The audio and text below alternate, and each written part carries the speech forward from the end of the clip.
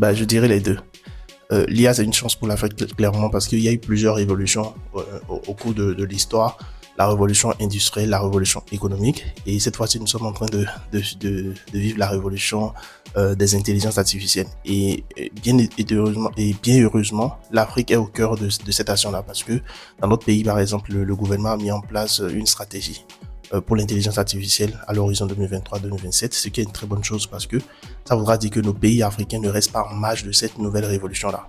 Bien sûr, nous n'avons pas encore l'infrastructure qu'il faut pour pouvoir mettre en place des IA ou bien des modèles comme Grok, des modèles comme ChatGPT de OpenAI, mais nous sommes quand même en fait au cœur de cette action-là. Il y a des gens aujourd'hui qui se forment à l'intelligence artificielle, qui se forment en fait à comment construire, comment mettre en place en fait des intelligences artificielles. Donc c'est forcément une chance pour l'Afrique d'être au cœur de cette révolution-là, d'être informé de cette révolution-là.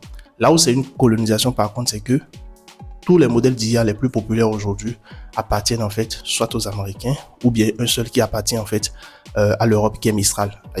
Alors donc il faut comprendre que c'est une forme de colonisation parce que à partir du moment où vous n'avez pas la souveraineté sur l'utilisation de vos données, vous êtes colonisé d'une manière ou d'une autre.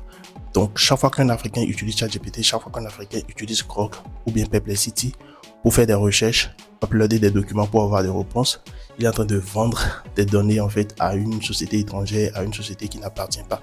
Donc, nos sociétés ici, nos gouvernements ici ne maîtrisent pas encore nos données, n'ont pas encore d'infrastructures qui puissent nous permettre de mettre en place des IA qui coûtent extrêmement cher. Donc, forcément, nous subissons une colonisation sur cet aspect-là. L'essentiel, c'est d'en prendre conscience et de voir comment pallier à ça.